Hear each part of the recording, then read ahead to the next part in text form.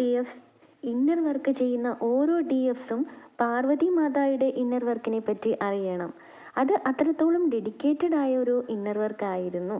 പാർവതി മാത ശിവഭഗവാനുമായി യൂണിയനിലാകാൻ 1000ഓളം വർഷം തപസ് ചെയ്തു എന്ന് കേട്ടിട്ടുണ്ട്. 1000 വർഷമൊക്കെ ഒരു മനുഷ്യൻ ജീവിച്ചിരിക്കുമോ എന്ന് നിങ്ങൾക്ക് ഡൗട്ട് തോന്നിയില്ലേ? പാർവതി മാത പുരാണ കഥയിലെ ഒരു കഥാപാത്രം മാത്രമാണ്. 1000 വർഷത്തെ തപസ് എന്നതുകൊണ്ട് കഥ എഴുതിയാൽ ഉദ്ദേശിക്കുന്നത് മാതായുടെ തപസ്സിന് ഇന്നർ വർക്കിന് അത്രത്തോളം ഡീപ്നെസ് ഉണ്ടായിരുന്നു എന്നാണ്. ഓക്കെ, അതുപോലെ ആയിരിക്കണം ഓരോ ഡി എഫിൻ്റെയും inner work. Deep and dedicated ആയിരിക്കണം. ഓക്കെ, നമുക്കറിയാം പാർവതി മാത ഒരു ഡി എഫ് ആയിരുന്നു അല്ലേ. ശിവഭഗവാന്റെ ഭാര്യയായ സതീമാതായുടെ പുനർജന്മമാണ് പാർവതി മാത. തൻ്റെ പ്രിയപ്പെട്ടവനോടൊപ്പം ജീവിച്ചു കൊതി തീരാത്തതിനാൽ സതീമാതായുടെ സോള് വീണ്ടും ഭൂമിയിൽ പാർവതിയായി ജന്മമെടുത്തു. അതുകൊണ്ട് തന്നെയാണ് കുട്ടിക്കാലം തൊട്ടേ ശിവഭഗവാനോട് ആകൃഷ്ടയായിരുന്നു. ശിവപൂജ ചെയ്യുന്നു, ശിവനാമം മാത്രം ജപിച്ചു. പ്രായപൂർത്തിയായപ്പോൾ ശിവഭഗവാനെ വിവാഹം ചെയ്യാൻ ഒരുപാട് ആഗ്രഹിച്ചു. ശിവഭഗവാൻ പക്ഷേ തൻ്റെ പ്രിയപ്പെട്ട പത്നിയുടെ മരണത്തിന് ശേഷം അത് താങ്ങാനാകാതെ വർഷങ്ങളോളം ഡീപ്പ് മെഡിറ്റേഷനിൽ ആണ്ടിരുന്നു ശിവഭഗവാൻ. പാർവതി മാതായുടെ സ്നേഹത്തെ കണ്ടില്ല, ആ ഡി എഫിൻ്റെ മനസ്സ് കണ്ടില്ല. എന്നിട്ടും മാത അത് വിടുന്നുണ്ടോ? ഇല്ല. തൻ്റെ സ്നേഹത്തെ അറിയിക്കാൻ എന്തെല്ലാം കാര്യങ്ങളൊക്കെ ചെയ്തു കൂട്ടിയല്ലേ. പക്ഷേ ഇതിനെയെല്ലാം ഭഗവാൻ നിരസിക്കുകയാണ് ഉണ്ടായത്. അപ്പോൾ പാർവതി മാത ഒരുപാട് വിഷമിച്ചു. ആ ഡി എഫ് ഇങ്ങനെ ചിന്തിച്ചു, ഇത്രയും ആഴത്തിലുള്ള എൻ്റെ സ്നേഹം അദ്ദേഹം എന്താണ് മനസ്സിലാക്കാത്തത്? എപ്പോഴും കണ്ണുകൾ അടച്ചിരുന്ന് എന്നെ അവഗണിക്കുവാണല്ലോ. എന്നെ ഒന്ന് മനസ്സിലാക്കൂ ഭഗവാനെ. ഇതുപോലൊക്കെയുള്ള ചിന്തകളൊക്കെ സെപ്പറേഷൻ സ്റ്റേജ് കടന്നു വന്ന് നിങ്ങളിലും ഉണ്ടായിട്ടില്ലേ ഡി എഫ്? ഒരു തരത്തിൽ പാർവതി മാത ഭഗവാനെ ചേസ് ചെയ്യുമായിരുന്നു കേട്ടോ.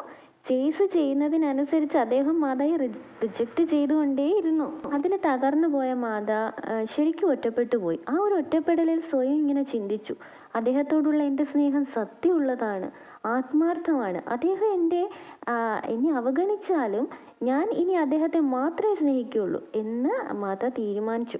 അങ്ങനെ കണ്ണുകൾ അടച്ചിരുന്നപ്പോൾ മാതായ്ക്ക് മനസ്സിലായി, ഉള്ളിൽ എപ്പോഴും അദ്ദേഹത്തിൻ്റെ ചിന്തകൾ അദ്ദേഹത്തെ മാത്രം കാണുന്നു, അദ്ദേഹത്തെ എപ്പോഴും ഭീല് ചെയ്യുന്നു. അങ്ങനെ മാത മനസ്സിലാക്കി, ഇനി ഞാൻ എന്തിന് അദ്ദേഹത്തിൻ്റെ പുറകെ പോകണം? എൻ്റെ ഉള്ളിൽ തന്നെ ഉണ്ടല്ലോ, ഇനി ഞാൻ അദ്ദേഹത്തെ ശല്യപ്പെടുത്തണോ? വേണ്ട. അദ്ദേഹം എന്നെ സ്നേഹിക്കുന്നതും എന്നെ മാറോട് ചേർത്ത് നിർത്തുന്നതും അദ്ദേഹത്തിൻ്റെ സാന്നിധ്യവും എല്ലാം എനിക്ക് ഫീൽ ചെയ്യാൻ കഴിയുന്നുണ്ട്. ഇങ്ങനെ മനസ്സിലാക്കിയ മാത തൻ്റെ രാജകീയ വസ്ത്രങ്ങളൊക്കെ ഉപേക്ഷിച്ച് കാവ്യ വസ്ത്രം ധരിച്ച് തൻ്റെ ഭഗവാനെ മാത്രം മനസ്സിൽ പൂജിച്ച് ഇങ്ങനെ തപസ് ആരംഭിച്ചു. ഇവിടെ ആ ഭഗവാനോട് വിവാഹം ചെയ്യണം എന്ന ആഗ്രഹത്തോടെ അല്ല മാത തപസ് ആരംഭിച്ചത്. ആ ആഗ്രഹം ഉപേക്ഷിച്ചിട്ടാണ്. ഇനി എനിക്കൊന്നും വേണ്ട, എൻ്റെ ഉള്ളിലുള്ള ഭഗവാനെ പൂജിച്ച് ഇനിയുള്ള കാലം ഞാൻ കഴിയും എന്നാണ് ചിന്തിച്ചത്. അങ്ങനെ തപസ്സിലൂടെ തൻ്റെ സോളുമായിട്ട് കണക്റ്റ് ആയപ്പോൾ മാതായ്ക്ക് ആ സോൾ മനസ്സിലാക്കി കൊടുത്ത ഒരു സത്യമുണ്ട്. താൻ സതീദേവിയുടെ പുനർജന്മമാണെന്ന സത്യം. മഹാദേവൻ്റെ ഭാര്യയായിരുന്ന സതീമാത. ഓക്കെ, ഈ സത്യത്തെ മനസ്സിലാക്കിയപ്പോൾ മാത തിരിച്ചറിഞ്ഞു, ഞാനും അദ്ദേഹവും ഒന്നാണ്. നല്ല ഭക്ഷണങ്ങളൊക്കെ ഉപേക്ഷിച്ച് പഴങ്ങൾ മാത്രം ഭക്ഷിച്ച് അരുവിയിലെ ശുദ്ധജലം കുടിച്ചു. തപസ് ഇങ്ങനെ തുടർന്നു. എത്ര കാലങ്ങളിങ്ങനെ മുന്നോട്ട് പോയി. ശക്തമായ മഴ പെയ്തു, ഇടിവെട്ടി, കൊടുങ്കാറ്റടിച്ചു, ശക്തമായ വെയിൽ വന്നു, മഞ്ഞ് വീണു. ഇതിനൊന്നും ആ ഡി എഫിൻ്റെ തപസ്സിനെ ഇളക്കാൻ കഴിഞ്ഞില്ല. 1000 വർഷത്തോളവും മാതായുടെ നാവിൽ ജപിച്ച ഒരേയൊരു മന്ത്രം ഏതാ? ഓം നമ ശിവായ എന്നാണ്.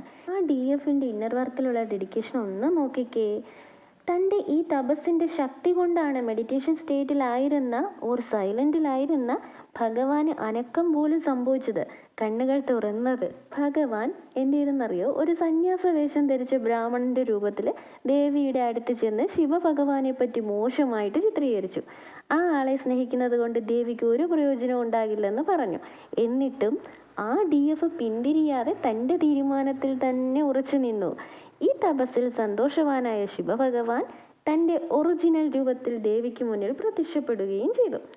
താൻ അവഗണിച്ചിട്ടും തന്നെ മാത്രം ഇത്രനാളും മനസ്സിൽ സൂക്ഷിച്ച് ത്യാഗം ചെയ്ത ദേവിയോട് ഭഗവാൻ സത്യമായിട്ടുള്ള സ്നേഹം തോന്നി. ദേവിയെ തൻ്റെ ഇടതുവശത്തേക്ക് ചേർത്ത് വെച്ചു.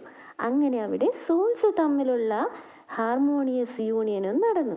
അതിനുശേഷമാണ് അവരുടെ 3D യൂണിയൻ നടന്നത്. അതായത് പാർവതി മാതായുടെയും ശിവഭഗവാന്റെയും വിവാഹം. ഹലോ ഡിയേഴ്സ്, പാർവതി മാതായുടെ ഈ ഒരു ജേർണിയിൽ നിന്നും നമുക്ക് എന്താണ് മനസ്സിലാക്കിയെടുക്കാനുള്ളത് നോക്കാം.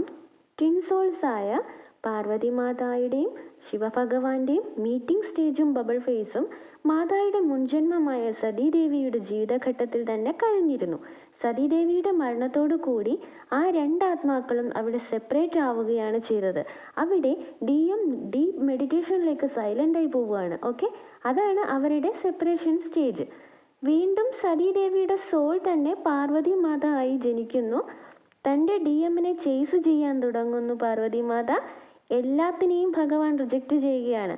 ഭഗവാനിൽ നിന്നും ട്രിഗേഴ്സ് കിട്ടി അവസാനം മാത തൻ്റെ ഇന്നർ വർക്കിലേക്ക് തിരിയുന്നു. ഞാൻ പറഞ്ഞ കഥയിൽ നിന്ന് നിങ്ങൾക്ക് മനസ്സിലായില്ലേ ഇന്നർ വർക്കിൻ്റെ ഇടയിൽ എന്തൊക്കെ സംഭവിച്ചിട്ടും മാത നിർത്തിയോ? ഭയങ്കര സ്ട്രോങ് അല്ലായിരുന്നോ? ഭഗവാൻ വേഷം മാറി വന്നതും ഓരോരോ കാലാവസ്ഥയും ഈ ഇന്നർ വർക്കിനെ തടസ്സപ്പെടുത്താൻ നോക്കിയതൊക്കെ മാതായ്ക്കുള്ള ഡിവൈൻ ടെസ്റ്റുകളായിരുന്നു. അതിലൊക്കെ വിജയിച്ചില്ലേ? ഫൈനലി മാത സ്പിരിച്വലി അവേക്കൻഡ് ആയില്ലേ? ഭഗവാന് പിന്നെ കാർമിക്സ് ഒന്നും ഇല്ലാത്തതിനാൽ ഓൾറെഡി സ്പിരിച്വലി അവേക്കൻഡ് ആയിരുന്നു. രണ്ടാളും അവേക്കൻഡ് ആയതുകൊണ്ട് തന്നെ ഹാർമോണിയസ് യൂണിയൻ നടന്നില്ലേ? സോ എനിക്ക് പറയാനുള്ളത്, എൻ്റെ എല്ലാ പ്രിയപ്പെട്ട DF സോൾസും പാർവതി മാതായെ പോലെ ഡെഡിക്കേറ്റഡായി ഇന്നർ വർക്ക് ചെയ്യണം. നമ്മുടെ ലക്ഷ്യം ഒരിക്കലും നമ്മുടെ DMുമായിട്ടുള്ള യൂണിയൻ ആകരുത്. പിന്നെയോ നമ്മുടെ സോളിൻ്റെ പ്യൂരിഫിക്കേഷൻ ആയിരിക്കണം, ശുദ്ധീകരണം. സോൾ പ്യൂരിഫൈ ആകുമ്പോൾ യൂണിയനും നാച്ചുറലായിട്ട് നടന്നോളും. Thank you.